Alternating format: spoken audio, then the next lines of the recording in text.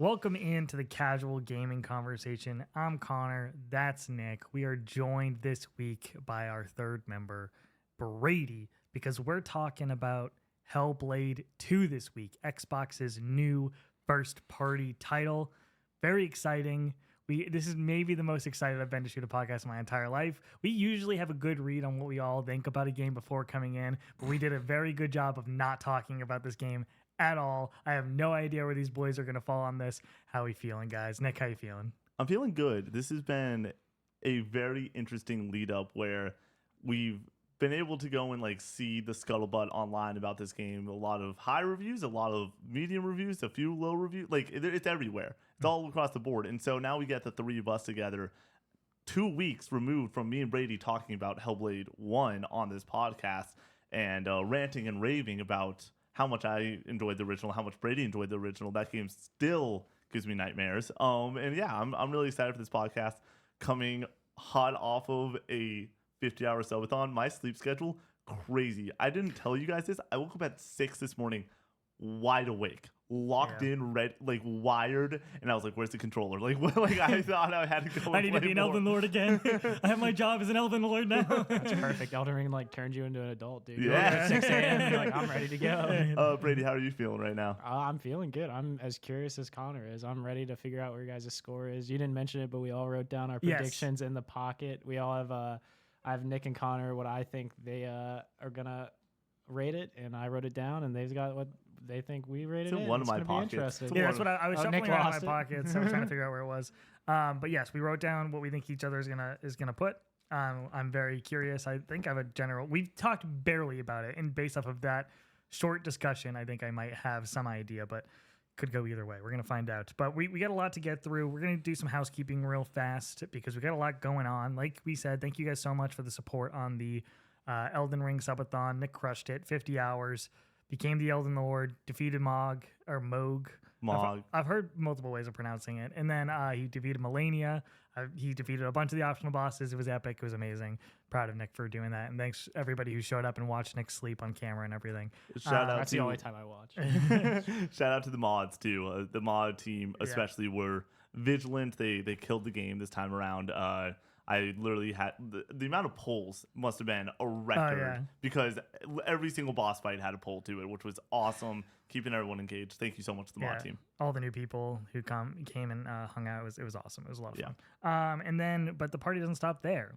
2 long streams in a row. We have the co-op-a-thon this weekend, kicking it off on Friday with Brady and Nick playing A Way Out. That's Friday night.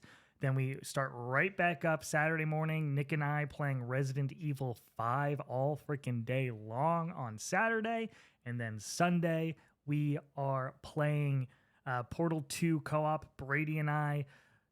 How many times are we going to kill each other in that game? At least 50. It's going to be interesting. There's going to be clips of you getting mad at me. The game takes about 5 hours to beat. We're going to extend it to 10 by being jerks to each other. I think I set it on the calendar for 4 because it says 3 to 4. And I assume that you guys in particular are going to start up. We have a long day of shooting content on Sunday, shooting the podcast Sunday, and then them doing a long ass stream on Sunday. And I'm very curious to see how fast you guys try to rip through that game because it will be a lot of fun, but also this will be after a weekend of content that it's just gonna be madness. Yeah, this is coming after we decided to put the co-op-a-thon all on one weekend. It was supposed to be 3 separate weekends, but we wanted to make it special and make it super exciting. And this also frees up a lot more time for the coming weekends to play games and kind of be able to catch up on some more stuff. So it's good. It'll be fun. I also legitimately was looking at our calendar. We just don't have 3 free weekends in a row for I think until September or October. So we just wanted to make sure we were able to get it together. And I think that, like Connor said, way more epic. It's going to be way more fun. Legitimately, I'm going to be getting Elden Ring flashbacks. So me and Brady are going to finish Way Out at 1:30 in the morning. And then I'm going to be up at 7:30 on TikTok live with Connor before we start playing Resident Evil. That'll be fun. Might as well keep the stream going and just sleep. That's just sleeping on camera again. But with all this fun stuff going on and the changes that we have to make because of the subathon and all of that, you might have wondered where the podcast was this week. This is posting on Wednesday rather than Monday because of Nick playing Elden Ring all weekend and then us having to finish the game and Brady being out of town and so on and so forth.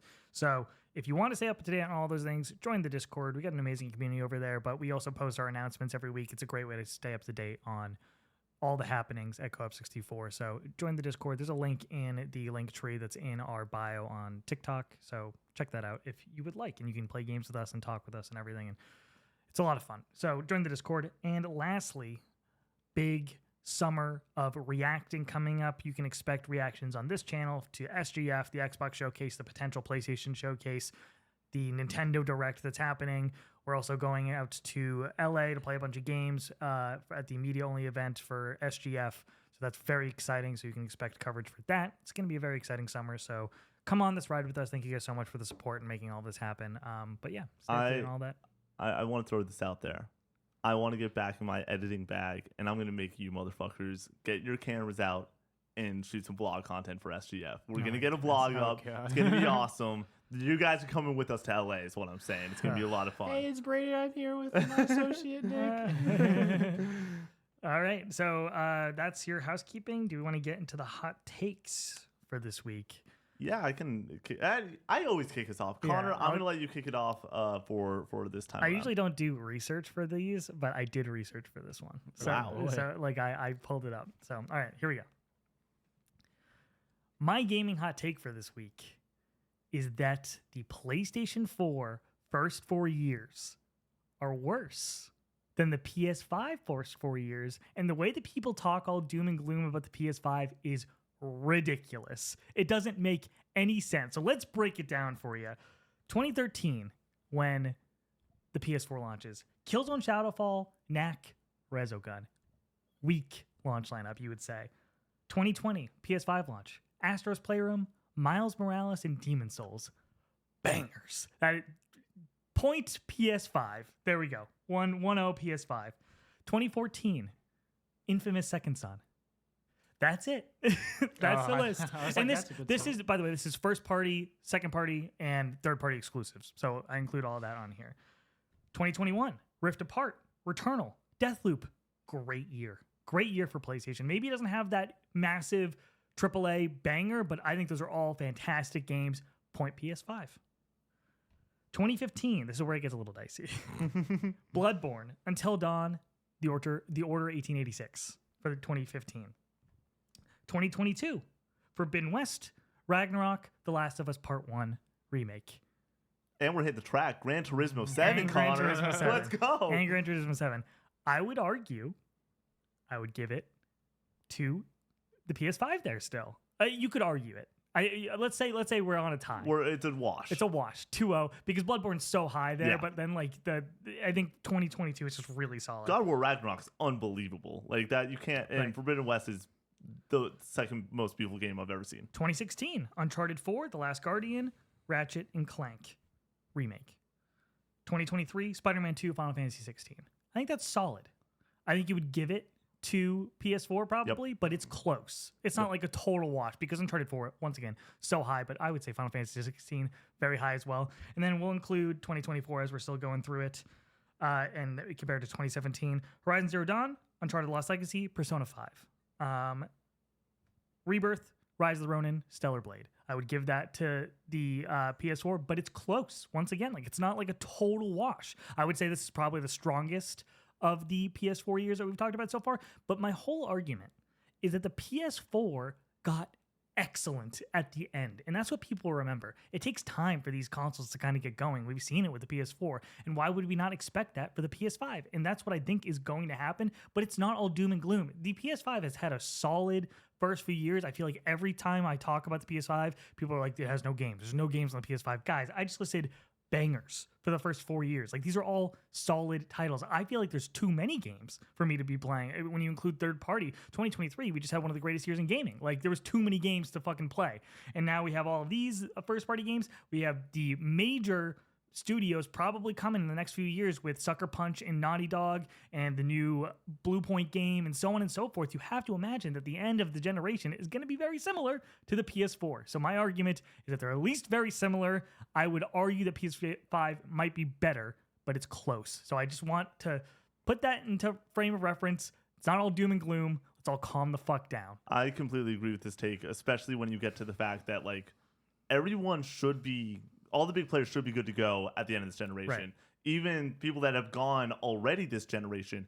Insomniac will release 1, maybe 2 more games on this system. Right. Corey Barlog's new game from Sony Santa Monica will release on this system. I would put that money to the bank. It'll close out the generation. We will get a Naughty Dog game on this system. R.I.P. Last of Us Factions. Like the big players. Sucker Punch goes to hopefully next year even. Right. Like every single banger is still left. Like I feel really good, especially we haven't had a Naughty Dog title yet. We had 2 on the PS4.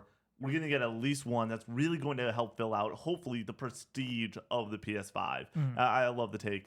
Great job on the research. Thank you. Yeah, the take started really hot, and then it got It got a little colder. Yeah, it got a little colder. Like, you convinced me. The numbers don't lie, dude. Right. Yeah. It's close, is all I'm saying. 2016 and 2017 heat up for the PS4, though. But it's one major game for the most part.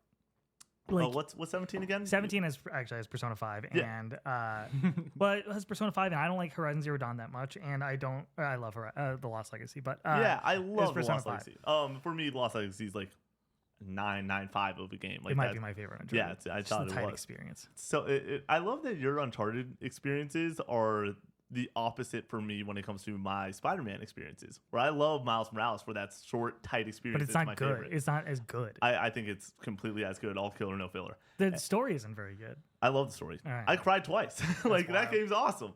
Anyways, ready for my hot take? Yeah, let's hear it.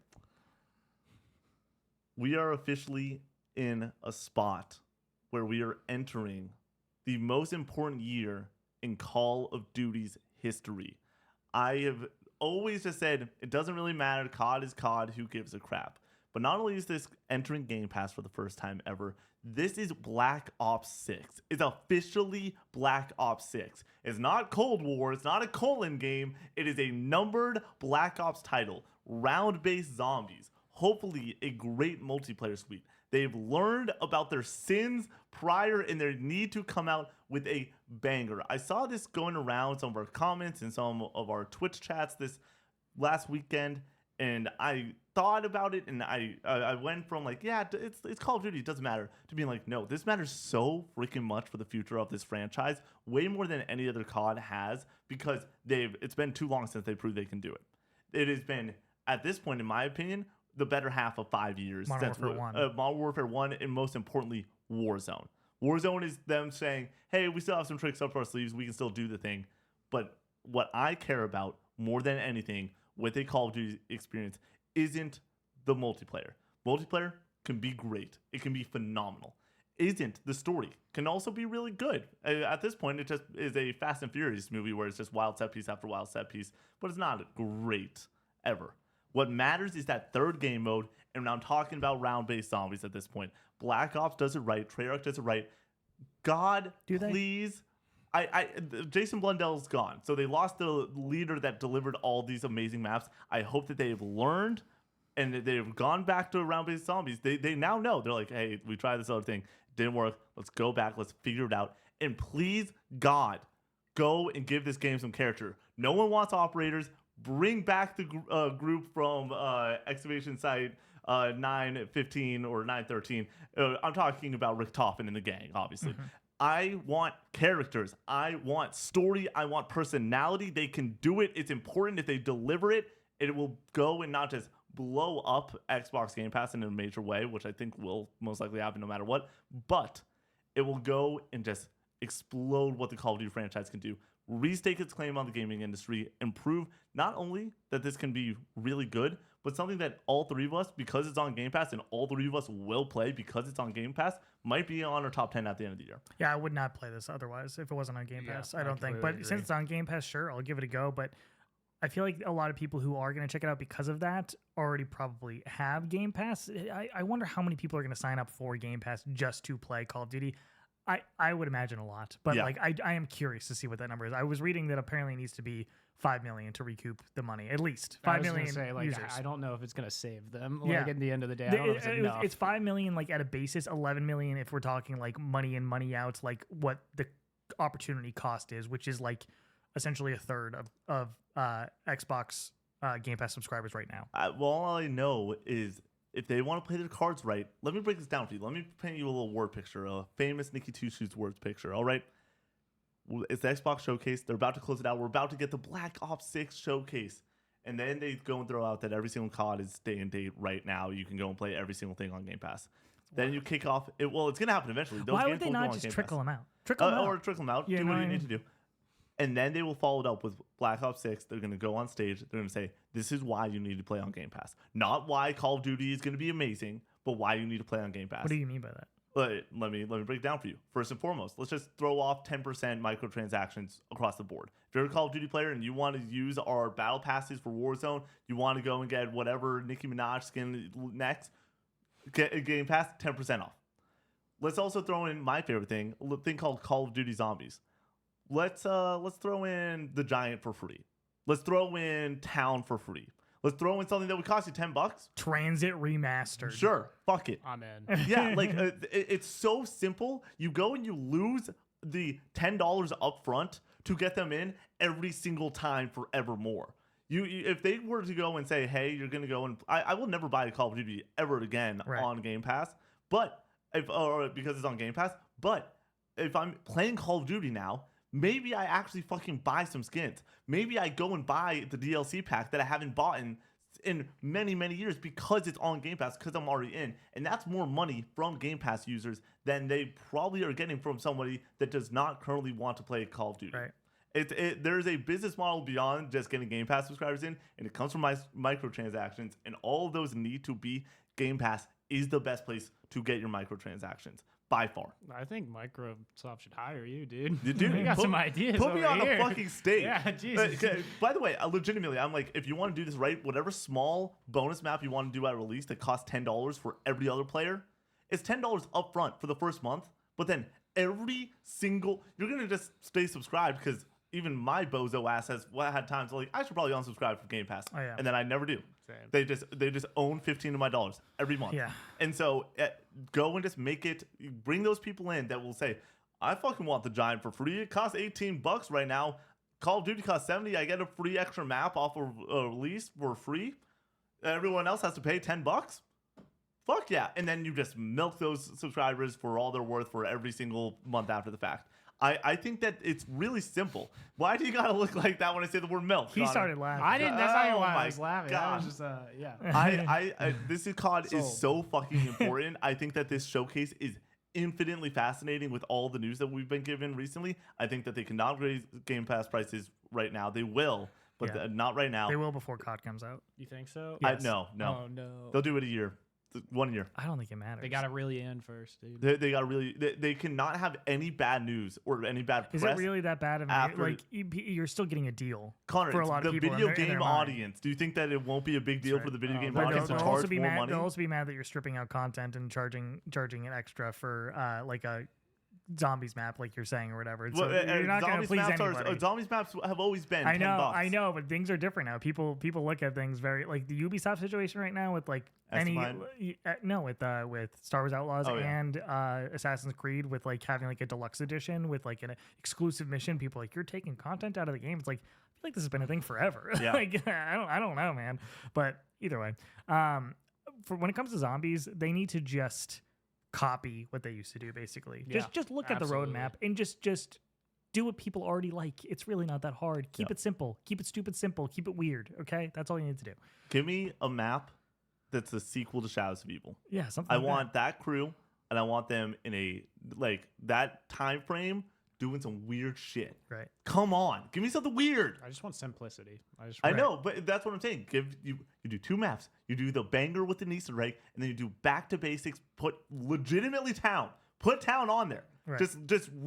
Don't change a fucking thing. Maybe lower the lava, but like don't change anything and let it ride. It's not that hard. Right. You will make so much fucking money, Microsoft. Just do it, please. we got to move on to what we've been playing. We are against some sort of time frame here, just because Nick has to stream tonight. We're doing totally fine on. I'm just letting you time. know. We're Just letting you know. Oh yeah, I'm totally we're gonna fine. go a while on Hellblade, I'm sure. No, we're all giving it 10 out of 10s. This is gonna be a 3-minute conversation, Connor. All right, what we've been playing, because Nick played Elden Ring for 50 hours plus 20 hours off stream or so.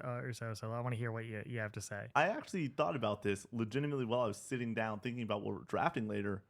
I beat Hellblade, and we're going to talk about that real quick. But also, I just need to say, real briefly, Metal Gear Solid 3 is one of the greatest games of all time. I wanted to know 2 or 3. What? I'm a 3 person. Oh. I'm a 3 over 2. But you loved 2 as well. Wow. I think that 2 has the best finale in all of video games. Wow. Period. Bar none. Yeah, I think that really the end of that game is some of the most mind-fuckery bullshit I've ever seen. I'm so thankful that, like, I knew that you didn't play a snake in 2 and everything. So that was spoiled for me. Yeah. I did not know the end of that game at all, and holy moly, it's amazing. But 3 is better.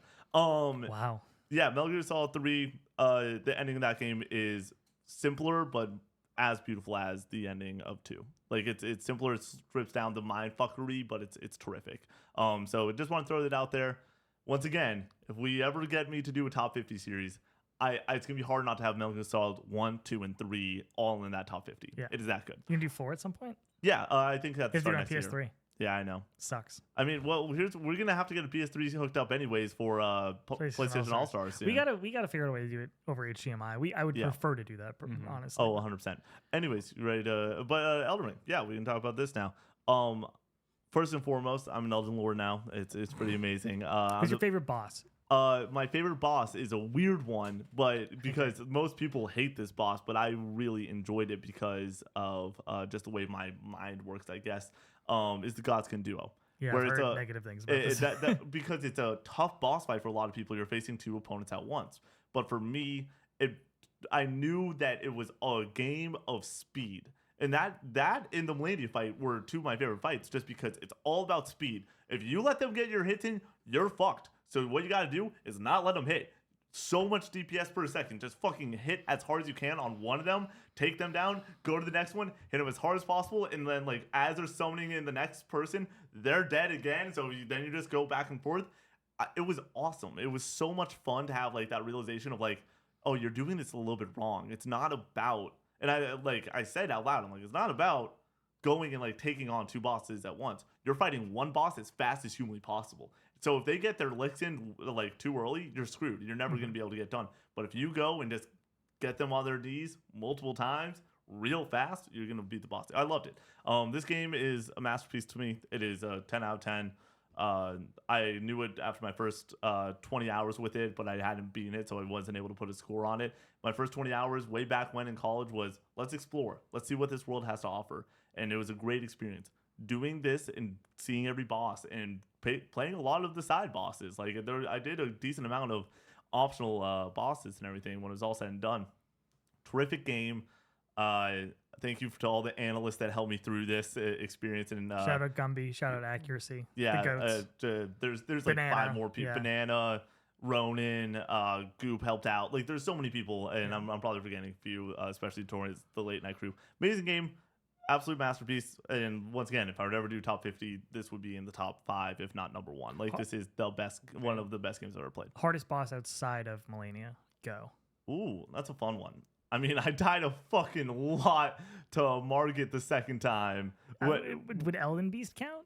I did Elden Beast. Oh, it was Malekith. It was definitely Malekith, because every single boss I faced during this game, I understood their moveset well enough to be like, hey, you know what you got to do. Now it's just about doing it. Except Malekith had a move that I legitimately was like, I cannot dodge, I cannot block, I cannot figure it out. I need to, once again, just like find a way to get my heal off, get in there, take 2 hits, get hit because I can't figure out the move, and then keep going and rinse and repeat. Like, and then same with the water flow for Millennia. It's just you don't eat that. You just eat it. You can dodge it, but like, you have to be perfect. I looked up. There is no exact way how to dodge it. That's so wild. that is it. There's like, how do people beat it without getting hit? There's people that have done it. I swear to, like, someone there's multiple people on Reddit that were talking about it when I looked it up yesterday. I'm like, can you dodge this? And they're like, some people say like up, left, back, and it just doesn't work though every time. And like I can't.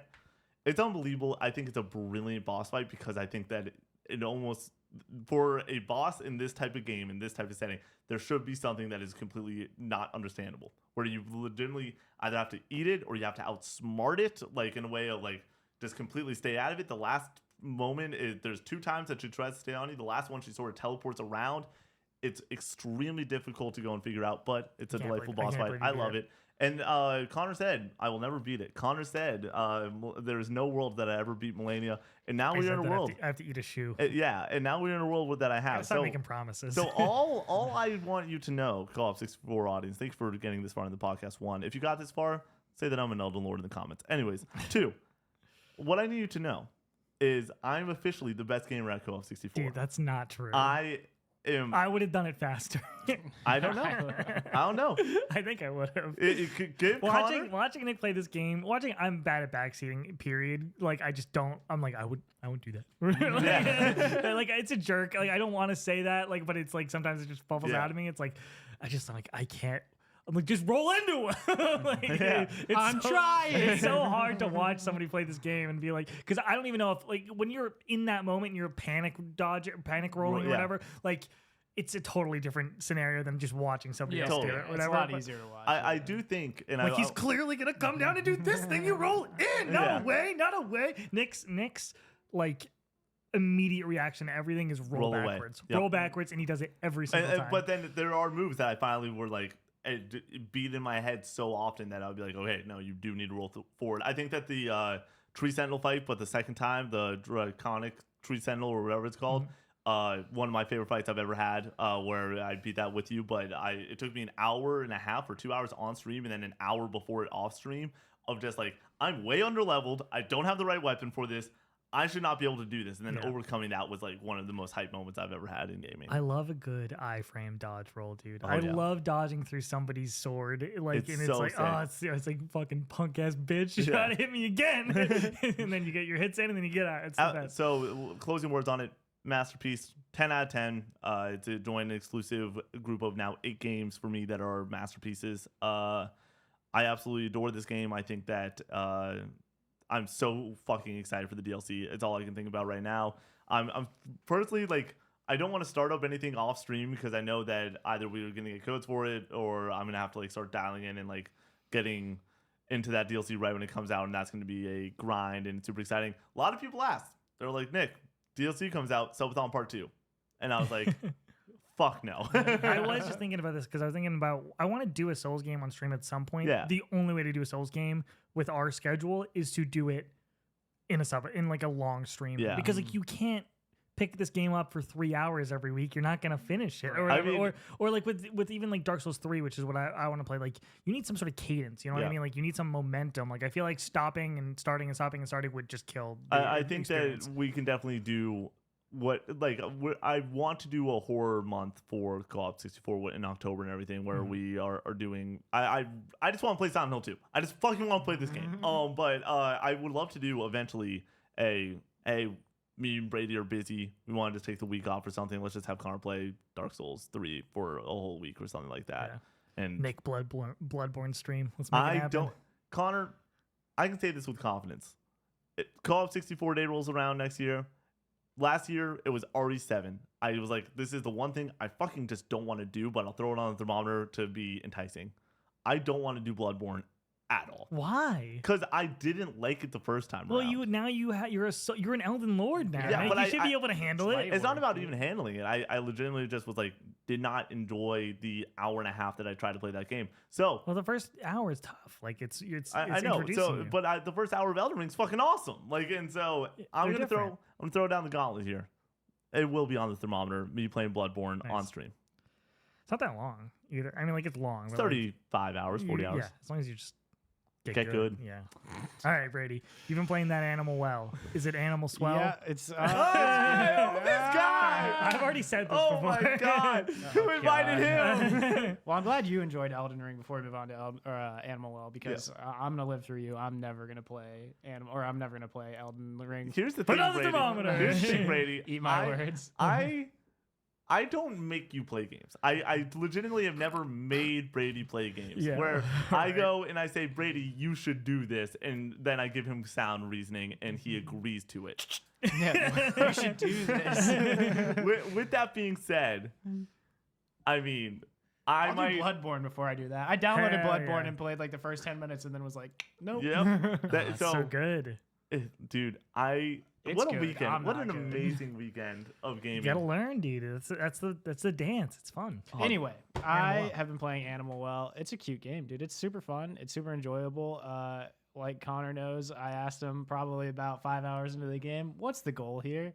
I spent most of my time just collecting eggs. Turns out there's flames. I saw the flames and I knew that was part of the game, but I'm not mad that I like have spent a bunch of time just collecting eggs and doing all these little just Easter eggs or like stuff around the map, little puzzles and everything. Because I mean, I'm getting the most out of the game, honestly. Like I probably, if I knew that objective, I probably would have went straight for that. And I'm glad I didn't like completely comprehend that's what I needed to do, because now I'm getting the full aspect of the game.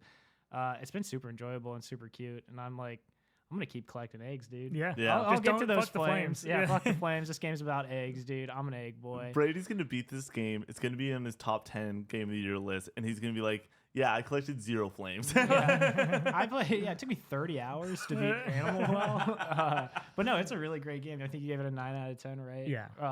Well deserved so far. It's after like coming off beating Celeste, and like you can compare them in the fact like they're indies and just cute games, and like I really enjoy Animal Well, and yeah.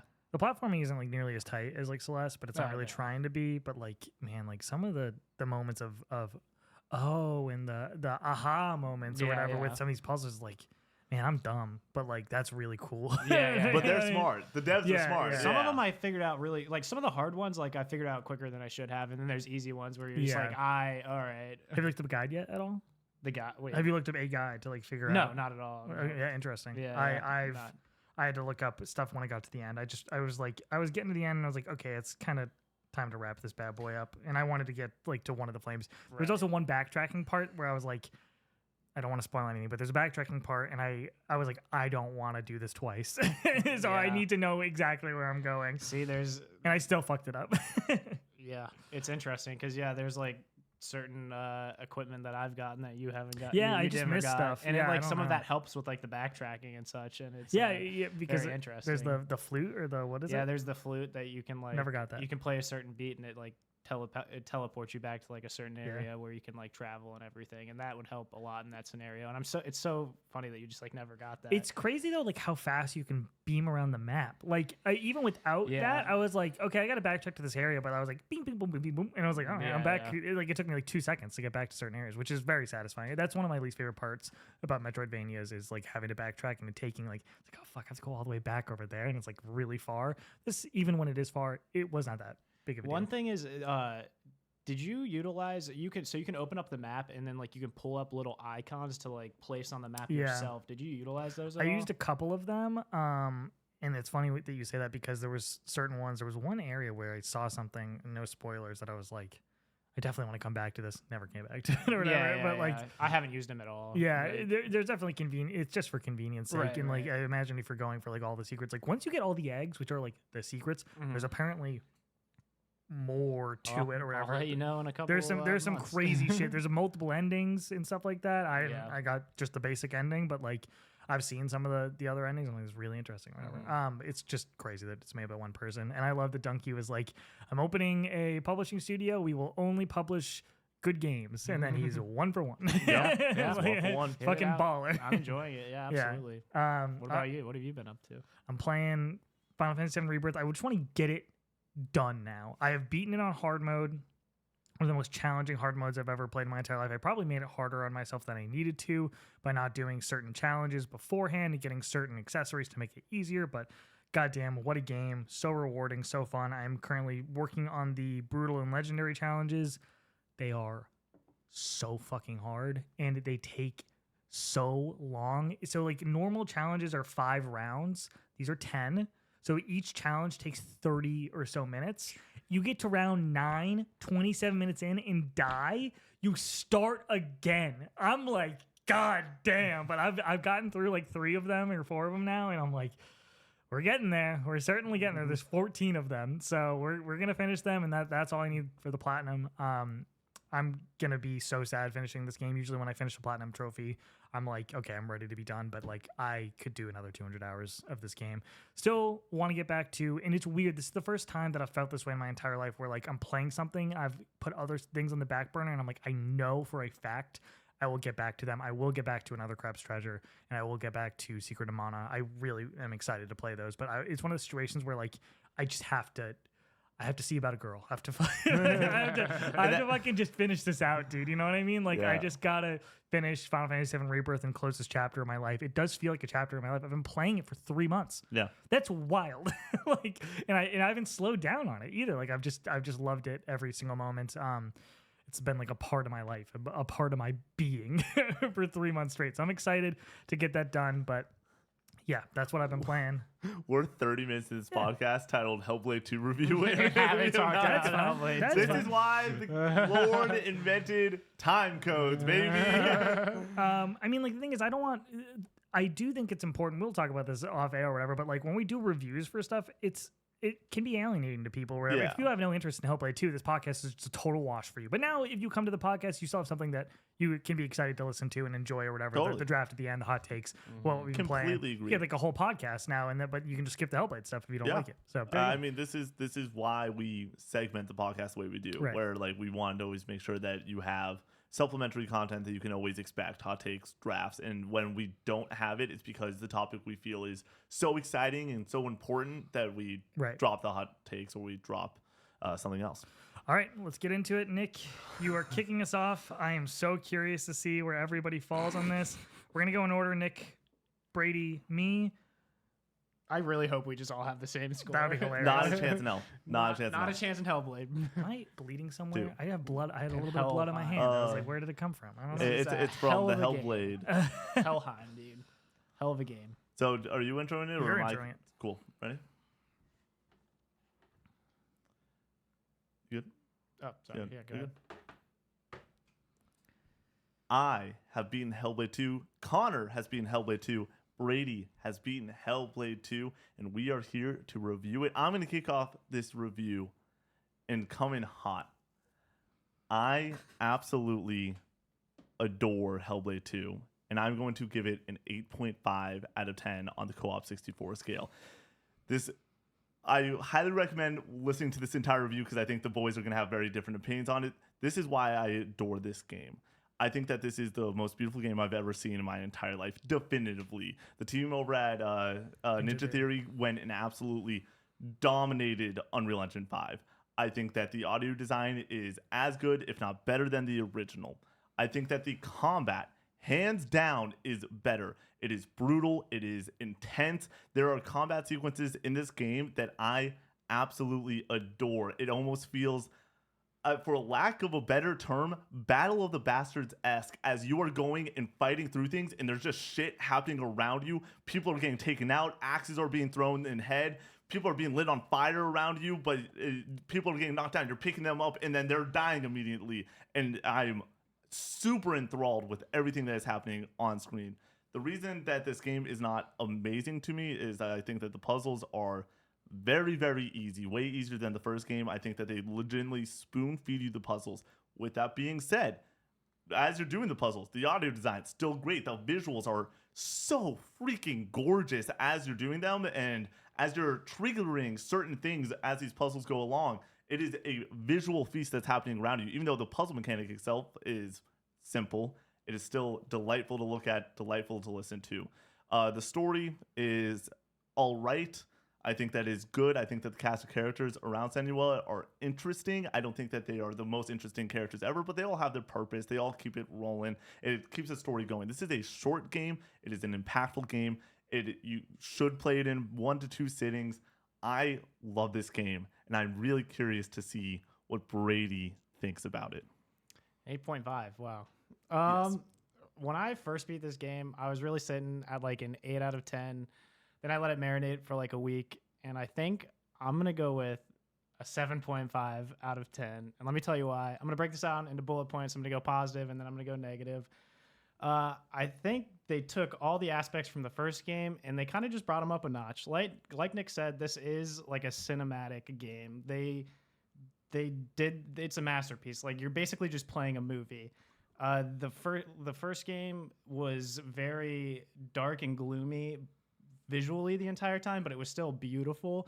And then this game has some like very colorful and visual aspects that kind of just bring it up to the next level and like really utilizes that cinematic ability that they've built. Like the first game, you really need to wear headphones the entire game. I think the audio is on par with the first game. The voices in her head didn't hit me as hard this game as they did the first game, and I think that's just because there are those new characters introduced, so she's not in her head. She's not alone most of the time like she was the first game. But the music, that music is just as good as the first game, if not better. This second game, I really enjoyed it. Like you touched on the fighting mechanics a little bit. The fighting mechanics this game, they adjusted how easy it is to parry, I felt like this game. The first game, I felt like I was hitting the perfect parry every single time, and it kind of takes the satisfaction out of it. It's not like that in the second game. You're not hitting that perfect parry every time. It's a little harder to get it, so it makes it a little more satisfying, which I really enjoyed. They also added like a little more side stories. A little more findables along with the what's it called, lore stones. Along with the lore stones, they kind of added a secondary lore stones, which adds another layer to the game, which was really awesome. So along with being able to go back in chapters and like look at that and be able to replay the main game from a different character, it's like narrative adds replayability to this game, unlike the first game kind of had, which I think is really enjoyable and makes the game better. But I feel like the negatives kind of outweigh the positives, and that's kind of what brought it down to half a point. So let me tell you kind of some of the negatives. Like you said, I think the puzzles were a little more visually pleasing this game, but even though they were more visually pleasing, they were extremely easy. They were just spoon-feeding me them the entire time, and I did not like that. Like, I was moving through them super quick. Even if they were pretty, I felt like I was going too fast to stare at everything. The fighting was better, but it felt few and far between. Like you said, it was very intense and fun, but it felt few and far between and also repetitive. I do really enjoy the direction they took the story, but by the end of it, it felt kind of spotty and rushed, and that's kind of what you get when you have a game being this short. Speaking of this game being this short, they had 7 years since they came out with the first one, so it is kind of disappointing that it is like shorter than the first one. The fact that like they had 7 years, all that Microsoft money, and like kind of underdelivered, it left a little bit to be desired, and kind of like the ending of the game, I wasn't extremely satisfied. But honestly, all that aside, the main reason that brought it down half a point was the character development. They introduced all these characters, and I liked all of them. They're all great. But with the game being as short as it is, they didn't really give me an opportunity to get emotionally attached to these characters. So that kind of brought it down. And even after 2 games, I don't feel emotionally attached to Senua as much as they think I should be. They tell me I should be. I don't really feel attached to her. The fact that this game is $50, I don't know if it's worth $50 100%, but it is on Game Pass, and I think that is worth the play. If you really enjoyed the first one, the fact it's on Game Pass, I think you should 100% play it. Even though I gave it a 7.5 out of 10, I think it's a beautiful game, and you should absolutely give it a play. Connor. Oh boy, I'm so excited to see. Where do you land with Hellblade 2 Senua's Saga? I was all over the place when it came to the score, and I finished this yesterday. I definitely needed the day to marinate on it. I was between 3 points. So can you say what those points were? A 5 and a 7. Holy shit. I'm giving Hellblade 2 a 5 out of 10. Ah! I think this game is the most whatever burger I've ever played in my entire life. So let's get into it. I think the combat is competent, but becomes extremely repetitive by the end, to the point where like I felt like I was just doing the same thing over and over again the entire way through, especially when it came to like the mob fights. You fight different types of enemies, but they all feel like I'm doing the same thing. Parry, dodge, slash, charge up your mirror, shine the mirror, kill. That's it. That's the whole fight. Every single fight is that. And then when they go into the big set piece moments, they are the most boring, rudimentary run, hide, run, grab onto thing, run, grab onto thing. Just total like lack of impact when it comes to the combat and being memorable and enjoyable. Did not like the combat very much. Even with it being 5 hours, it felt like it made the game drag on for too long. Puzzles are basic, and the game essentially guides you to each answer. The controller vibrates when you're close to what you need to be doing, just basically telling you what you have to do. The puzzles basically might as well not be there altogether. There's long stretches of walking that make you feel like you're on autopilot, and I've been on record that I'm fine with being a walking sim, but this game is trying to be more than that. And when you're just looking at the environment, I felt generally bored with these longer stretches. I wish they had trimmed the fat off of it a little bit, and that's a bad thing when you're talking about a 5-hour game that you feel like it should have been shorter. Story ultimately falls very flat for me. It felt like we were going somewhere, and then we get to the apex of it, and then it just ends, and then it's over. Like, I felt like the story should have been longer or should have been more developed, and there's 2 higher moments, and then the final finale felt like there was no build-up, and then it just kind of is over. And I'm like, okay, like, am I supposed to be emotionally attached to this moment? Because they don't really build up the characters very much. Like, there's moments happening with these characters, and I'm just like, I don't really care about any of you. I like you. You're fine. But, like, I don't care about you. You know what I mean? Like, they don't have enough character interactions to really let you build a relationship with any of these characters. So I was just like, whatever. Like, I don't really care what happens to any of you. And now the story's over. So, like, we're just moving on from there. The visuals are jaw-dropping. Yep. They're amazing. I completely refute the fact that they are astronomically better than most of the things that we've gotten in the last 10 years. I think Horizon Forbidden West is a way more impressive visual game because it's not doing a parlor trick. This game is extremely narrow and extremely linear and extremely tailored, so they're able to really focus on those visuals and make it look ridiculous in those moments.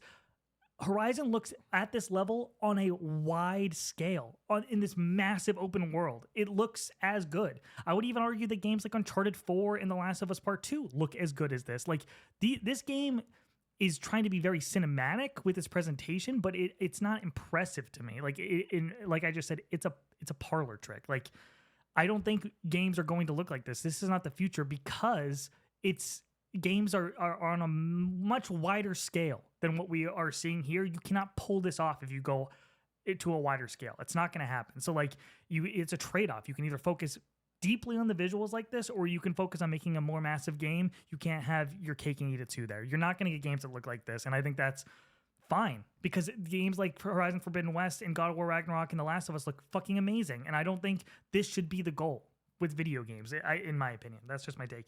Sound design, the game's biggest strong suit. I think that the sound design is ridiculous. Like you said, the music is insane when you're in these fights, and like those like guttural like it's so good, dude. Like it really does add a lot of intensity to the fights. Senua's dad's voice is fucking insane, dude. Like his voice is like so like gravelly and satisfying to hear. I loved it. I loved that aspect.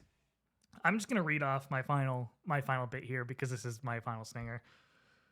For a game that is 5 hours in length, this is a drab slog that somehow felt too long. There's nothing wrong with being a short game. There's nothing wrong with focusing on visuals. There's nothing wrong with being a walking sim. There's plenty of amazing games that fall under these categories, but Hellblade 2 is not one of them.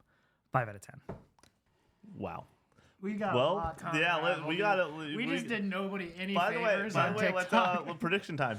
Oh man, I had you for an 8 and you for a 7. Yeah. Oh, holy shit.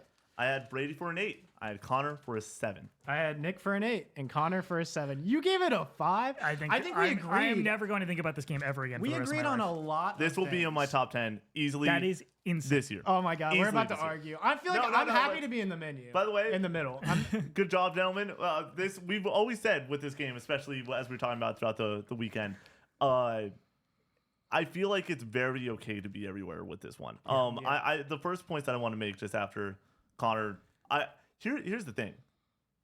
I disagree with some points, but I don't completely like see the reasoning behind it. Just starting out, I want to start with combat. I know So that you got. I think we agreed. Connor and I agreed on combat. It's redundant, and it's like I don't. But the for me, it is the visual experience. For the first thing, and I didn't say this in the first one with combat. In the first one, the combat in the first one, there's multiple enemies on screen. There's multiple enemies you have to deal with, and it was one of my biggest complaints when we reviewed the original, where I was like, I want to like line up this one enemy and get this second one close, so when I go and side slash, that I get both of them, because that can happen, but it wouldn't happen often, and it just took out of the experience.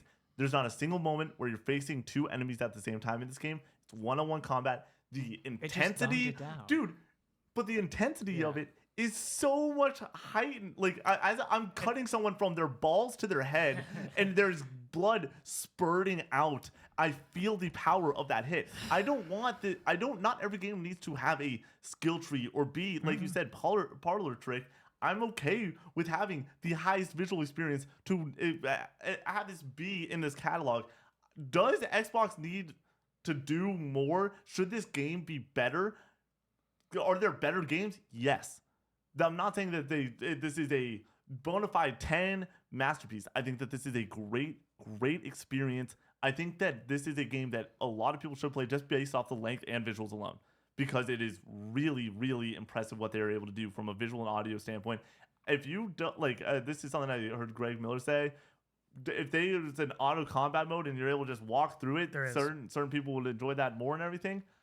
I really, really enjoyed the combat. There's a night sequence in this game later in the game that legitimately I was like, I'm fucking way more engrossed. That's the moment that put it to an 8.5 for me, where I was like, every single time. What you're talking about. What? I know the exact moment. Yeah, where every single you go and you slice through someone, then a enemy shoves over a villager to the side and is about to stab them. An axe is thrown in their head. You pick up the villager. You go to the next fucking combatant, and you're just on the edge of your seat the entire fucking moment. There's the epic moments in this game that I think are amplified by the music so fucking well. Where there was multiple times last night where I finished a chapter and I was like, I finished a chapter, and I don't really know when. I'm like, and then I would say, because you guys both beat in the game, you're like, oh, okay, cool. I'm like, okay, cool. These moments were epic as all hell because of the music and because I really, and here's the thing, I'm not upset with y'all's scores. I'm not. I feel like they're justified and well reasoned. I think I a feel 5 so confident. I respect it. I don't hate. I don't even hate, because I think that this game, for me, what I ended up realizing is that this game is not trying to be a video game. It is trying to be an experience that it's not a good experience. Hopefully lasts with you for a while and hits for you. For me, it did. But here's my question: what is lasting for you? Is the story impactful? Are the character moments impactful? I think I don't want to get into spoiler territory. Yeah, I think that they did a very good job with the story and the way that, especially the ending plays out. The characters that that they go and focus on, I did have emotional attachment to that character by the end of it. And so the things that were happening, because they were the only one that had legitimate character development during the game, and I think the other side characters were just like, all right. I tried to care, but it's I didn't have enough time to even emotionally get attached to anybody. I said, two games, I don't even care about Senua, dude. I don't know. Yeah, that's my biggest issue with this game, is that they character development. This game needs to be a little bit longer. It does not need to be a lot longer. I don't think that this game works if it's a 10-hour experience. As long or a little longer than the first one. It's just I don't know. For $50, it's kind of a spit in the face. And for the 7 years they had, and the Microsoft money they got to make this game, it's insane that they made it for 5 hours. Also, the fact that it's only 5 chapters.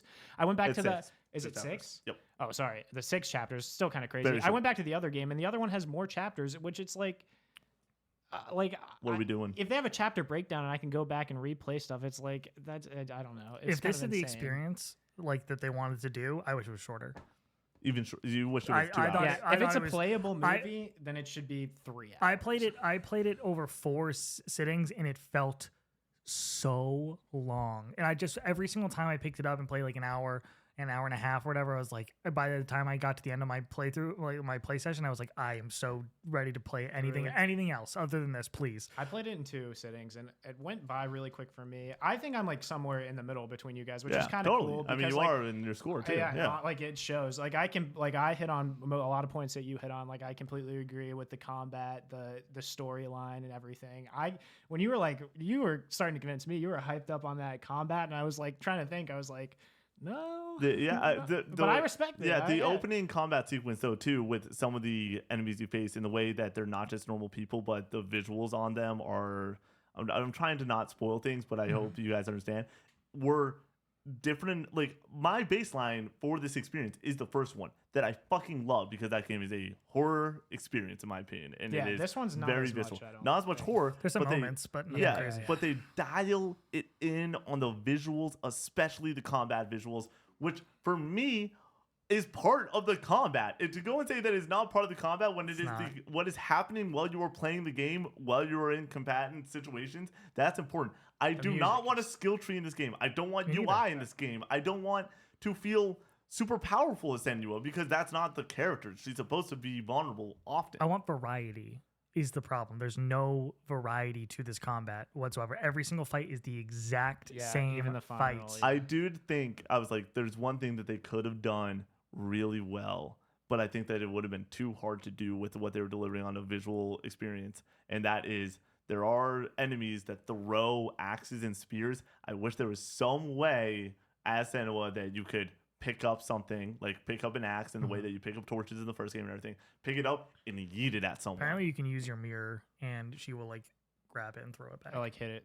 I'm gonna have to go back and try that. I saw a clip. I like the combat. Like in the first game, it's extremely similar to the combat in the first game. And when I beat the first game, I don't know. I talked to Nick a little bit about it, and I was like, the combat's simple, but I enjoy it. Like I like the combat, and it's the same in the second game, and I enjoy the combat.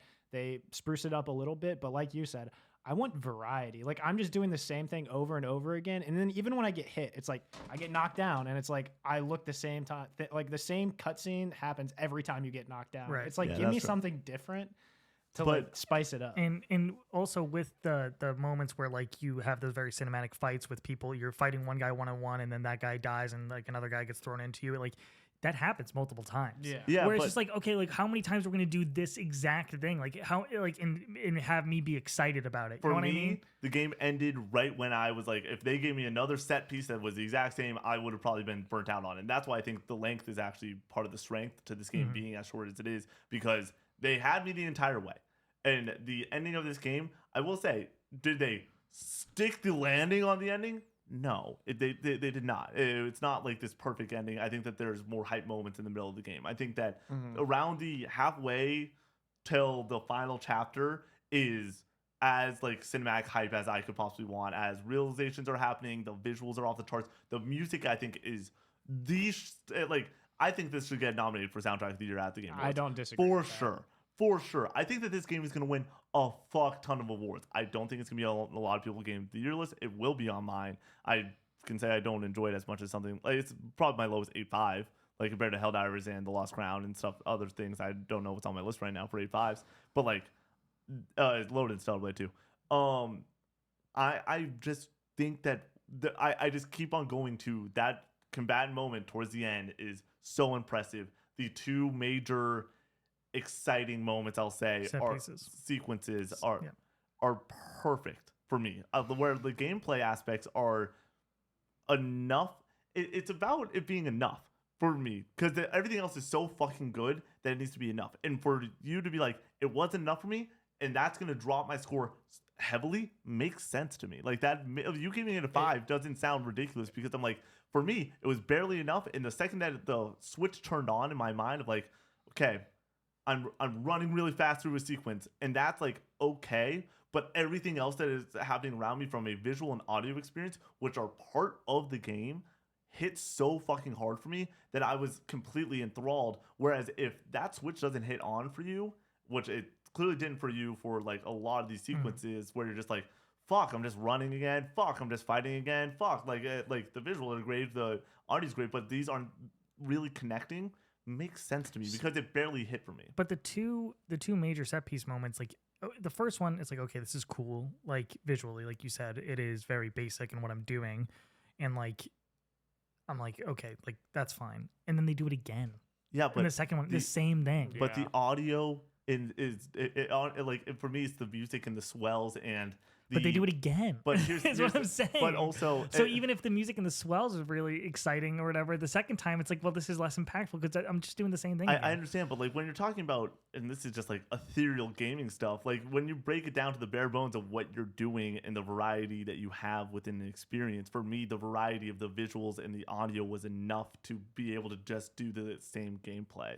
I think that you could get away with it if the story was interesting and these moments were emotional, like and impactful, like, and I cared about them, but I didn't. Was the second one not like? I didn't care about any. For me, the second one did because of the character, like the person that gets introduced and shows the motive behind it. I was interested in that story. It's happened so fast though. Like, just like I understand, but I was interested enough where there was some weight to it. Where all of a sudden these fucking, like you said, they're going crazy with it.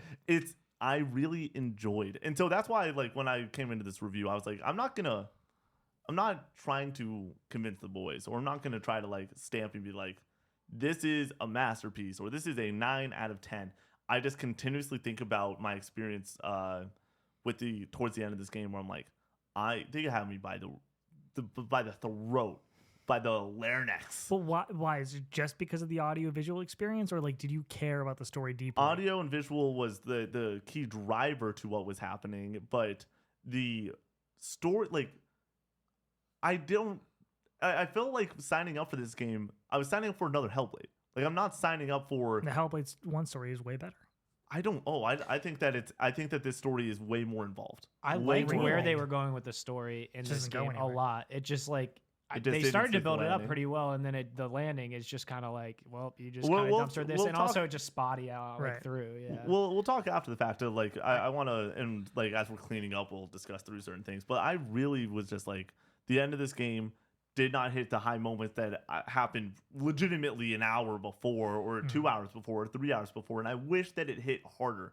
But it still hit for me. I think they had the opportunity. It was so close for it to end so well, and then they just like took that left turn, and then you're kind of like, "This is stupid." I agree. I know exactly what you're talking about. Yeah. If they had gone further with that, I think it would have been a lot cooler and more interesting. But they didn't. I kind of wish, and we'll talk off camera. I like, once again, just put Microsoft, sign me. Like, I can go and help you. Like if they went and cranked up that last encounter to 15 in the way that they could have. And there's clear story reasonings of why they could have gone a little bit further with it, I would have been a little bit more interested. That last encounter shouldn't even have been the last encounter with the way the story went. I think that it... I wish this wasn't a spoiler, or this was a spoiler. Yeah, because I'm just biting my tongue I feel like we're not going to do a spoiler. Like, we've already discussed the fact that we're probably not doing a spoiler cast for this being the bonus casual gaming conversation. Originally, that was the idea, but then because all of a sudden we learned it was 5 hours. It like originally I saw 6 to 8 hours. I beat this game in 5.5 hours. Yeah. I don't know about. I don't know how you could possibly spend 8 hours playing this game. I think on a one. Even if you find everything, like I don't know. I think it's finding how much everything. of the stuff did you guys find? Like the trees and the I found like 2 trees. Really, that's it? Yeah, because I was just like I wasn't feeling through anything. Also, and it didn't feel like it was compelling me to go off and find these things. Also, another frustration is like you get to these lore stones and these trees, and you're like, you start to listen to the story. I don't give a shit about that story, and then you start to run away, and it makes you stand there if you want to listen to it. It's like, at least like tell me the story while I'm running away. I'm not going to stand here and Carry his voices in your head. Just keep the voices going. Yeah. What the hell, dude? I think that the biggest issue with this game is the expectations of there's multiple expectations going into it. This is the follow-up to Hellblade, and I think it does a really good job as a follow-up to Hellblade 2. To Hellblade, I do. It takes away the horror aspect, but introduces this brutality and more interesting story and side characters, and I think that is a better overall package.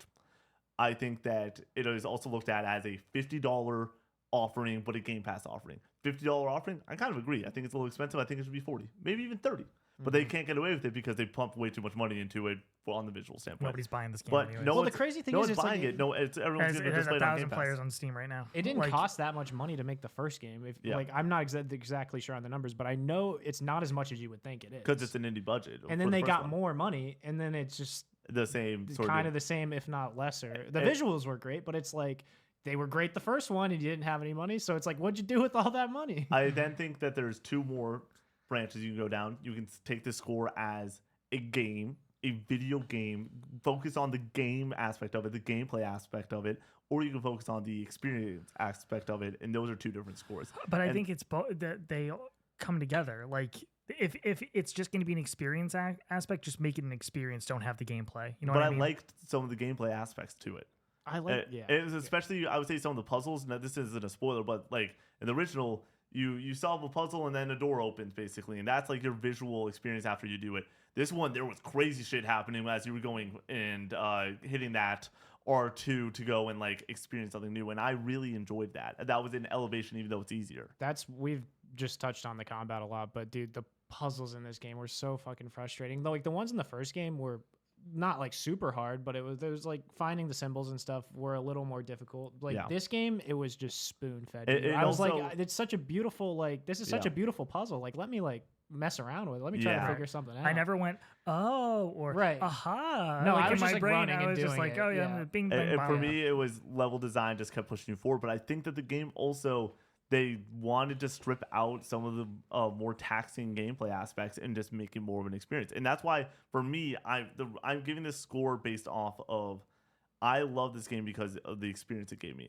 I don't love this game because it is going to, a game like this compared to something like The Lost Crown that I also gave an 8.5 this year are so fucking different. Because one is badass gameplay that I fucking adore, and with a story that I don't really care for. This is a visual audio feast with brutal gameplay and some intense sequencing that I really enjoyed. Two different things, but I enjoyed them the same way. And then I had one more point. And then the last thing you can look at this game as, another thing you can review this game as, is what this does for Xbox's portfolio. We're not going to get too much into it, but like the fact that there's just been such a lack of great Xbox first-party titles recently, their weight was felt. You just closed down Tango. You just released things like Redfall that went and sucked. Starfield, iffy. And then you have this, and you're like, Team Ninja, let's see what you got. You got Xbox money now. Let's see what you can do. Sorry, Team Ninja and Ninja Theory are tough. Ninja Theory, let's see what you can do. And surely enough, they delivered, in my opinion, a really great experience. But it's not enough to save Xbox. No, it's it's not crazy. enough to really. It's crazy, and I can't remember if I mentioned this in my review, but it's like it's crazy to think that this is one of their biggest releases this year. This is what they announced the new console with. The fact that Let's this hope didn't Indiana come Jones out, comes. this would have been a 10 out of 10 thing to release this Xbox with. I Show what completely the console disagree. can do. Can I talk about this Yeah. real fast about expectations versus reality? This was going to be kind of my thesis, but I think I didn't want to really just touch on like the marketing and like how this game was presented. This game was presented with the launch of the console. Yep. Like this is your tentpole title, and they showed again, and harp on the visuals and harp on this being the future of gaming. They were like, "This is the future," or whatever. Are you Like, talking about 2021 Game Awards? the beach sequence or whatever with the spears. Never once did they give an inkling until 4 months before the game came out that this was a short, linear sequel.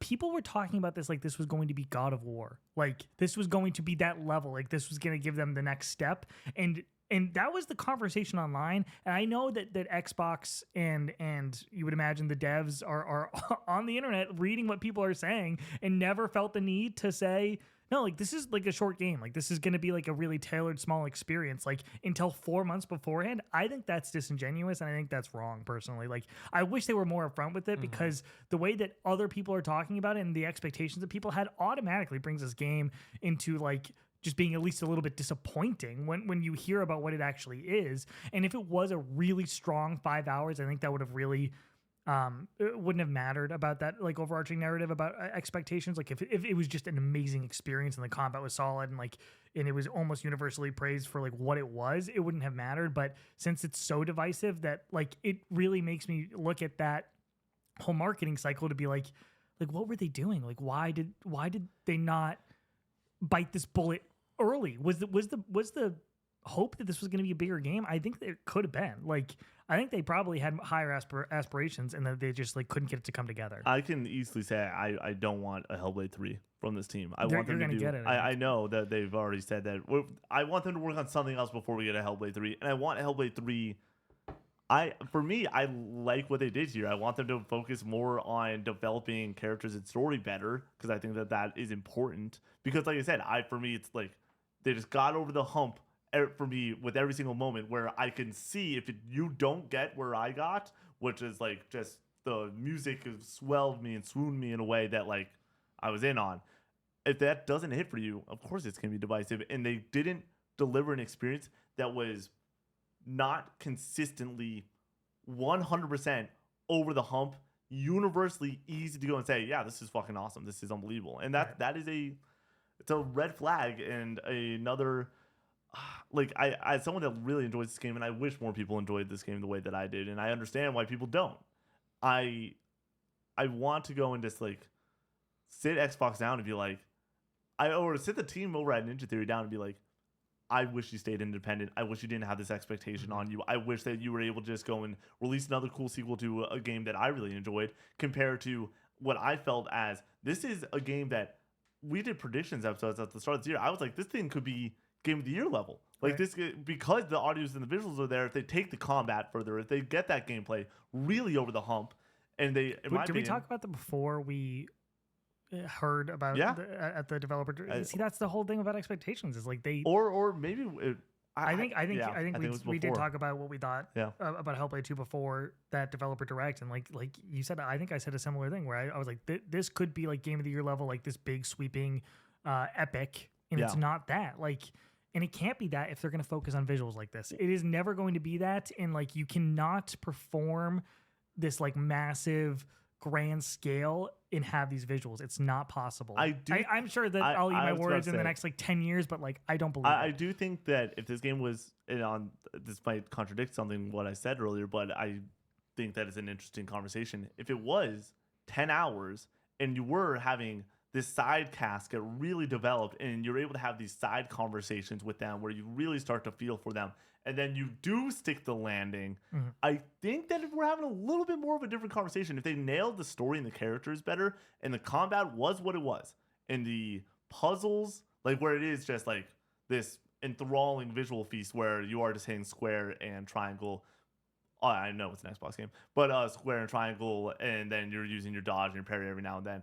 If it was 10 hours of great story and great visuals and great audio, if they just hit that story a little bit harder, I think that we might be having a little bit more of a different conversation where we could have set aside some of the sins of this game. Even though for me, I think the big difference in our reviews and where the points really drop for you guys versus me is the combat, where I enjoyed it and y'all did not seem to care for it, especially towards the end. Well, I don't enjoy anything about this game. Yeah. So like except for the visuals and the audio. The music, but so like I don't like certain aspects, and then I think that there's certain aspects that are good, but then like that equals like a 5 to me or whatever. Most of this game is just like whatever. Like a funny thing to mention, and I've mentioned this in Hellblade 1 conversation, is it is like a walking simulator, and she is just not run fast enough.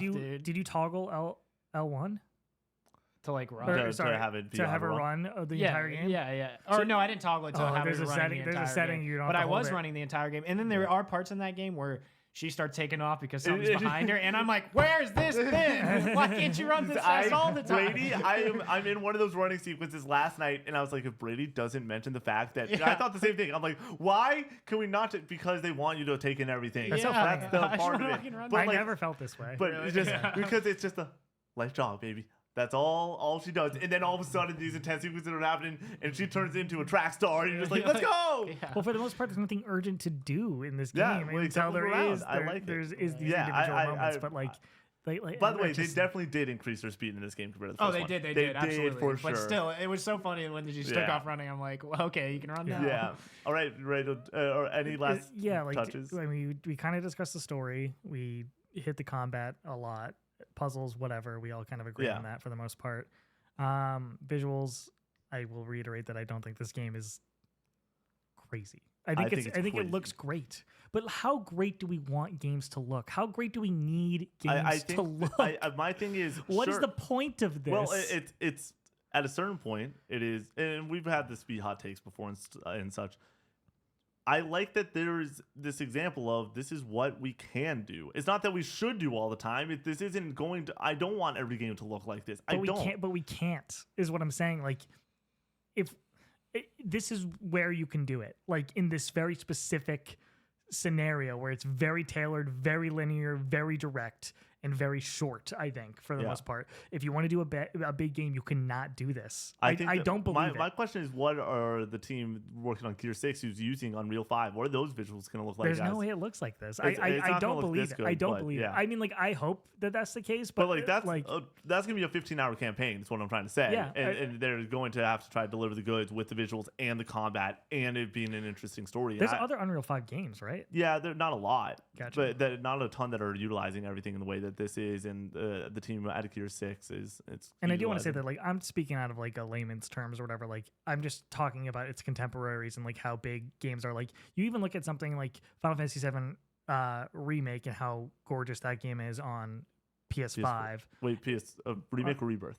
Remake on PS5, and then you scale it up on the same console and it looks way worse. And it's like, that's just how it works. Like, if you want to make a big game, you need to make the game look worse. Like, that's just how it generally goes. But I'm okay with having, and I'm okay with, I want it to look worse. I want them to focus on innovation in other areas. Games on the PS4 look good enough. But that's just my point. I'm okay with this being a one-off to just push fucking visuals and audio. But and that's what it does. My argument is that I don't know if it's going to push. No, but like this push the industry forward. I don't care about it pushing the industry forward. I just like that as of right now, this is, in my opinion, the best game looks-wise I've ever played. Audio-wise, the best audio I've ever experienced in gaming.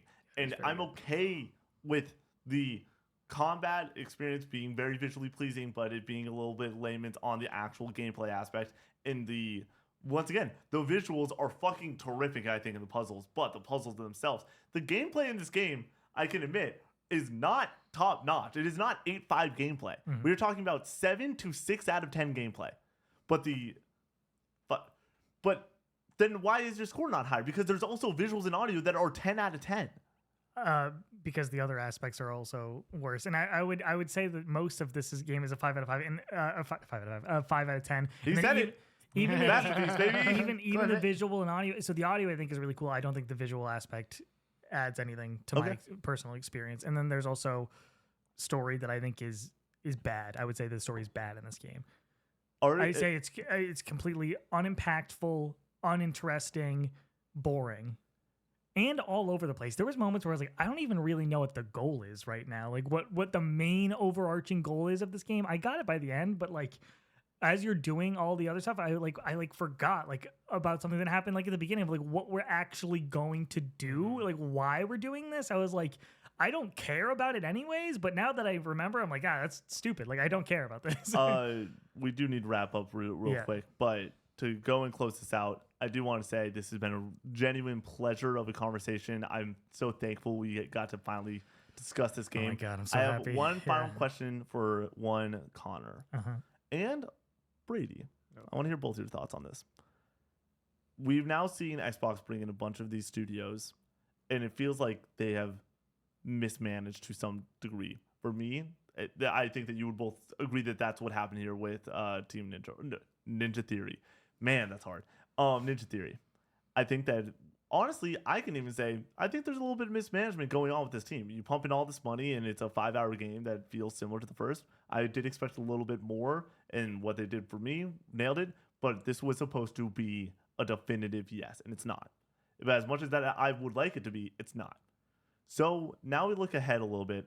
I'm not going to go to Avowed and Obsidian. We know what that is. I feel like we know what an Obsidian game sort of looks like, feels like, plays like. I'm going to Indiana Jones. On paper, this should be a colossal hit. Do you feel confident that they're going to stick the landing with this Indiana Jones game? You can't feel confident about anything with Xbox, honestly, but I feel more confident in that based off the way that they talked about it and like the lead up, they showed the game. They say it's this year. I imagine we're going to see it again at the showcase, and then it's going to come out later this year. And that's the lead up. This has been talked about for 4 years, basically. Now, Hellblade 2, that is since 2019. That's when they originally showed it off at Game Awards. So and it's just the picture never became clear for me. This is a very important point when it comes to Hellblade. I went into this game, I predicted that this game wasn't going to be good or it wasn't going to be great. Yep. I was skeptical. Like I got destroyed in 2021 when we watched the gameplay sequence at the Game Awards, and I said in the video that it looks like the Order 1886, where it's focusing too much on visuals and not enough on gameplay. I got destroyed, and I wanted to go in and be like, force yourself to see this game for what it is and don't try to like just be right. You know what I mean? Like, so I was giving it the benefit of the doubt the entire time and trying really hard to like it, and I just didn't. So like, I just want to say that real fast, that like, I go into all of these Xbox games really wanting them to be great. I root for Xbox hard. Xbox fans deserve better. They deserve a win. I want there to be great Xbox games. That's all I ever want. I think it's good for the industry. It's good for gamers. And you just have to be skeptical about everything Xbox makes at this point because it's been so poorly managed. I just want a universal win. So I think that Indiana Jones could be that in the way that they've talked about it and marketed it. It's possible, but you can't trust it. How do you feel? I completely agree with Connor. It's kind of just been disappointment after disappointment lately, but I have high hopes and I want it to be good, but at this point I'm just going to tread lightly. And it's Indiana Jones and it's machine games. Like you have to imagine they have the IP. For the first time, it feels like they have a really great IP. I don't think it's an amazing IP. I don't think it's fucking Spider-Man, where everyone fucking loves Spider-Man, or Batman, or even Star Wars or anything like that. But it is exciting. It's an action adventure game. Machine Games knows how to make really great fucking first-person games. Even though that we want it to be third-person, they make really great first-person games, and I believe that they can do it. But this is the first time I think that the Xbox Showcase, and we're gonna do predictions for it next week. I think that this is going to be a really hard showcase for them to sell me on why I should get excited for these games, when the chances are they come out and either they are mid to questionably great, like this is, I would say questionably great.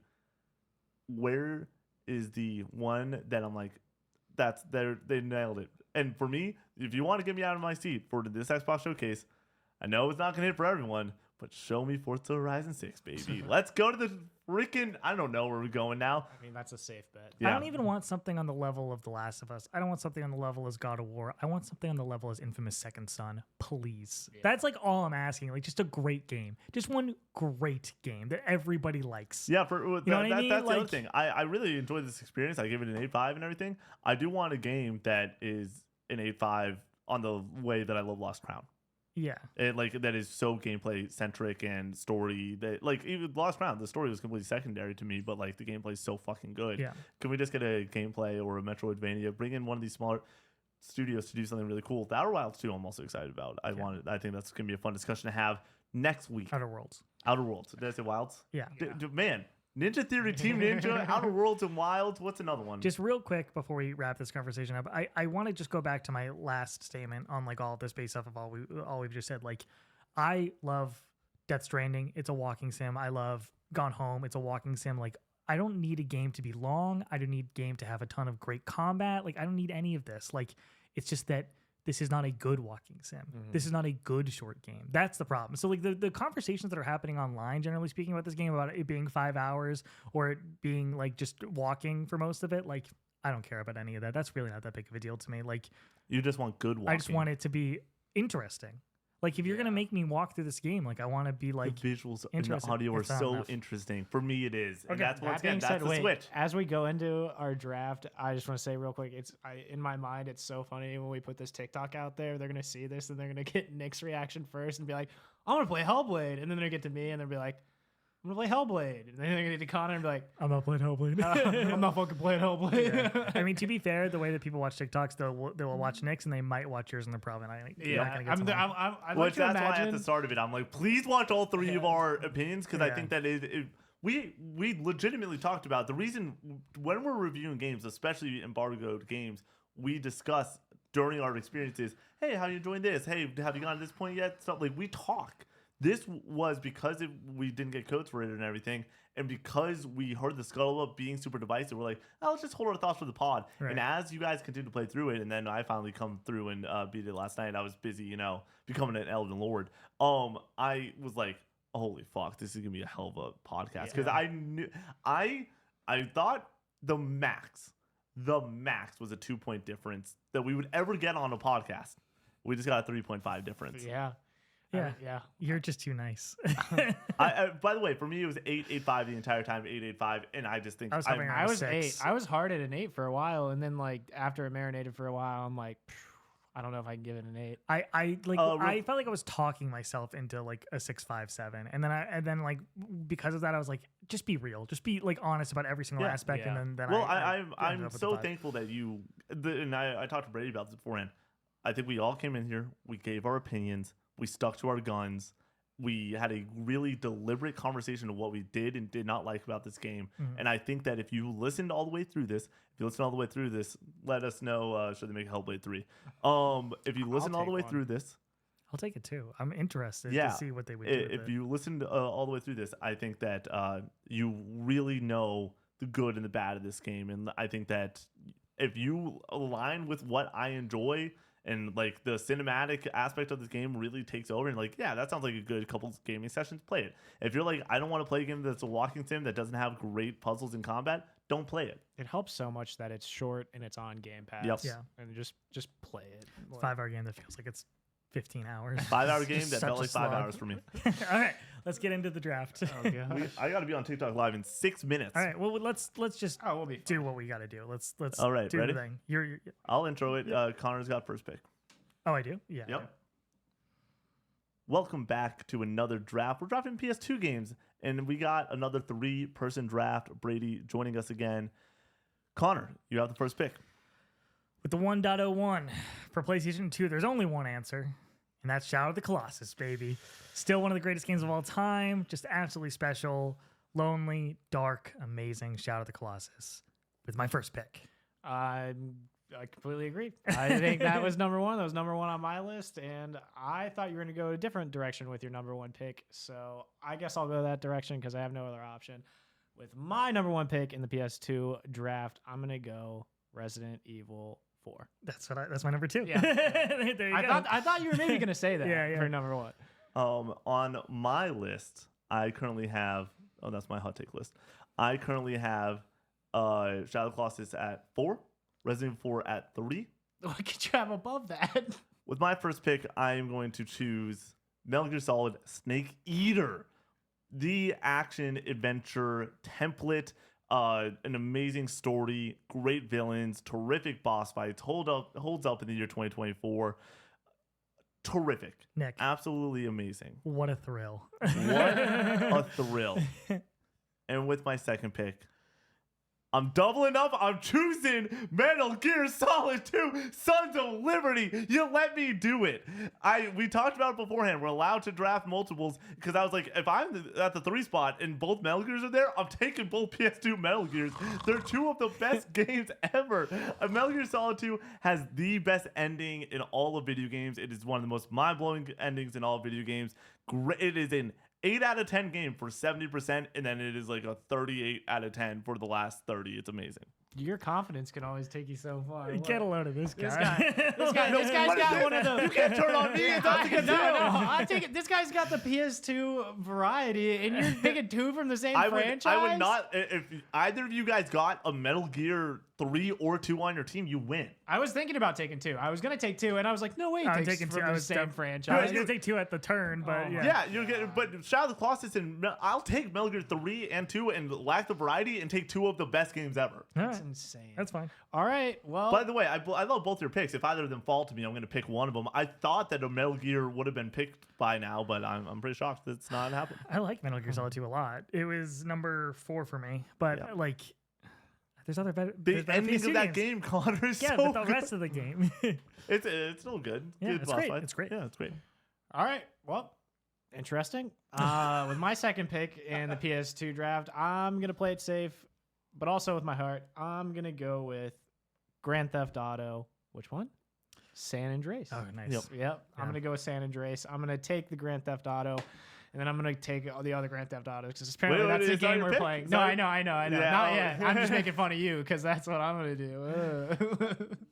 I'm going to win this draft right now. Oh, God. With this Simpsons second take pick, with my second pick, I'm going to go with Kingdom Hearts 2. You already know. It's Kingdom Hearts, baby. Organization 13, Roxas, Axel, Sora, Donald, Goofy, Mickey Mouse is a badass. Let's go. Kingdom Hearts 2. They gave the mouse a sword. Come on, dude. Kingdom Hearts 2 with my second pick. This guy's spitting. With my third pick, we're going to go. Oh, fuck. Shoot. Okay. With my third pick, we're going to go with GTA Vice City. I'm not going to let you have it. We're going to go with GTA Vice That's City. fair. That's my favorite on the PS2 anyway. So, yeah, I just love the 80s vibe. The radio in that game is legendary. Vice I City. respect it. Third pick. See, that's where the GTAs are going to kind of come down the middle because it's kind of what you prefer. A lot of people Right. like both of them. So I'm curious to see what the results of this draft is. But, man, I feel really good with my next two picks because I know Brady's not going to pick either of these games. They're too similar to what he has on his team already. Yeah. I got options. I think I'm going to keep playing it safe. With my third pick in the PS2 Games draft, I'm going to go OG God of War. Yep. Nice. Great pick. Great pick. Yeah. Oh, that's it? Okay. That's it. What else That's is there it. to What is say? I could go two. I mean, it's got an interesting beginning as we saw the other day. But, I think I'll stick with the OG and go with OG GOW God of War. Team Give it to me. Oh, man. All right. I feel really good because, like you said, my team lacks diversity thus far. It's the 2 Metal Gear Solid games in. I'm going to add some diversity to my gaming lineup, and I'm going to choose the second best or the best horror experience of all time into Silent Hill 2 with my next pick. It pairs nicely with my action espionage games, but Connor is fighting for dear life right now. You're really nervous what I'm about to pick. I want one of these games here. We're going to find out what you take. I'm not going to pick the game that you think I am. Nice. You can unclench. Okay. I think that you're choosing a game that you want to do for reviewing retro soon. I don't know. Okay, yeah, it is. I'm not going to pick that. My next pick is going to be one of the most beautiful love stories in all video games. Final Fantasy X, please. That was what I wanted. Oh, You son of a bitch. Son of a butt, baby, let's go! Final Fantasy. Oh, God. You piece of shit. So I have 2 Metal Gears. Yep. I have Silent Hill 2, and I have FF10. So now I have the diversity and the 2 best games on the list. All Japanese developed games. Yep. Diversity. Wait. Okay, but the styles of games that they are very different. That's right. Cool. I like your confidence, but I don't know if it's going to pay off. I got a little horror on my list, too. I got RE4. I got GTA. I got God of War. I'm feeling pretty confident. You got a great team. You have a I've got good a great squad. team, and I'm going to make it even greater. I'm going to kickflip into my next pick, and I'm going to go with Tony Hawk's Underground. Okay. Underground. Yeah. Underground. I'm going with my gut. I'm going with the one I love. I'm going Underground. That's fair. I'm a huge fan of Underground, so great pick. All right. Lots of directions to go here. Lots of great answers. Good answer. And this Good man's answer. got 2 MGS games on his team. I think that is the right decision. For me, the top 4 on the list are so far and above the top 4, and you guys picked. I actually think the top 6 are the top 6. It's the top 4 we picked. Actually, I think perfect 6 picks, and then it's GTA, Vice City, and San So Andreas. these are my last 2 picks, right? Yep. With my 4th pick, we're going to go with Ratchet and Clank Up Your Arsenal. Arguably the best Ratchet and Clank still to this day, the one that I played the most. I think this was my first T-rated game as a child. So I love me some Ratchet and Clank Up Your Arsenal. Great game. With my last pick, we're going to go with a cult classic. The game that is shouted out the most when it is on our back wall back here. We're going to go with Dark Cloud 2 with my final pick. Yeah, Interesting. baby. It's That'll not- get me a lot of brownie points with the people. Yeah. And it's a game that I really want to get back to. Rented it from Blockbuster as a kid. I'm Oh, not yeah. dunking on Dark Cloud, but there's like 15 better picks you could have had, buddy. Like what? Like what, Nick? I'll run through the honorable mentions after this, but there's a lot of talent You don't left have on the time, board. Nick. You don't have time. We're cutting you short, baby. Well, I mean, you got a good team. I respect it. That's not where I expected your last pick to go, Yeah. but I'm telling you, that's gonna get me points with the people. It'll get you and points it's also really high up on my with list. some people. Yeah, I mean, we've got classics left. I still got some Ratchet and Clank on the board I could pick. I've got SSX3 out there if I want it. I got Bully. I don't know what to pick, but I've got sports. I got horror. I got classic GTA. I think I'm going to broaden my horizon, get more diversity out there.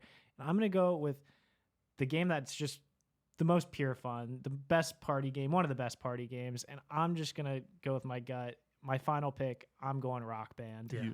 You jerk. No matter how many good titles are left out there, how many classics, I'm going Rock Band. That's gonna be my last pick. I'm drumming, I'm kick flipping, I'm shooting, I'm Get a lot of I'm stabbing, dude. I seriously think Nick screwed himself with the two Metal Gear picks because of the lack of diversity. Brady's out here he's got everything. Yeah. I feel like I got a lot too on my team. I could have done sports. You finish it. And then I think the Brady's team is better than Connor's, but not better than mine. What do you pick another Metal Gear? There's no more people. Well, Metal Gear Solid 3 Subsistence. Yeah. Do I pick up something like GTA 3 to close it out? Which is one of the most influential games of all time? Do I get tricky? Yeah. No, you got to go with the little kid version of GTA and go Bully. I don't want to do You mean that. Simpsons Hidden Room? Or that. I'm gonna kick it off with one of the most pure stories in gaming, one of the greatest soundtracks in all of gaming. I'm going Kingdom Hearts 1 with my final pick. It's an amazing game for what it tries to do. It really is one of the purest, most special, magical stories in all of gaming, and that's how I'm going to close out this draft. Well, but Okami, I thought you were going to pick. I have Okami. I haven't played that though. I didn't really want to. I got Guitar Hero 1, 2, and 3 on there. Sly Cooper, NBA Street Volume 2, SSX Tricky, Persona 3 Fez, Midnight Club 3.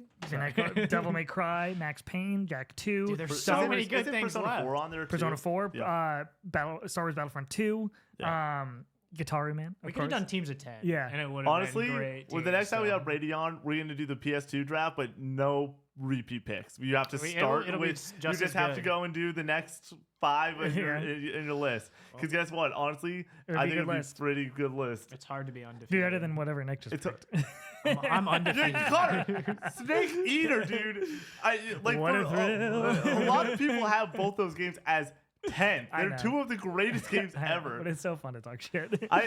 You gotta bring the masses in with your Snake team. Eater is way better than Shadow of the Colossus. I devoted myself today at work. I said I'm no longer playing to just get brownie points. I'm playing with my heart. I'm not just gonna do like what I think is right. You know what I mean? Like I'm gonna do what I prefer. Yeah, you know? I try to go somewhere in the middle. I'm always going to do a little bit of a mix. I know, like I'm only gonna do what makes me look cool. yeah. No, I do throw. I'm only in a gonna good do mix. bad ideas. For me, the top of the PS4 at this point is Sons of Liberty and Snake Eater, though. PS2. So, what did I say? PS4. PS4. This guy is on fire. Guys, I did not sleep this weekend. Yeah, you did. Too You're on much. stream sleep. We have video evidence. Too much, and then I'm so tired. It's been a long All day. right, we have to wrap it up. You're supposed to be on stream right now. Undefeated. That was your casual gaming conversation for this week, your Hellblade 2 review, what we've been playing, your hot takes, and a really fun draft there at the end. Thank you so much for tuning in. Sorry for the delay this week. We'll be back. Usually scheduled programs on Monday, SGF the following week. Very exciting. Thanks for tuning in.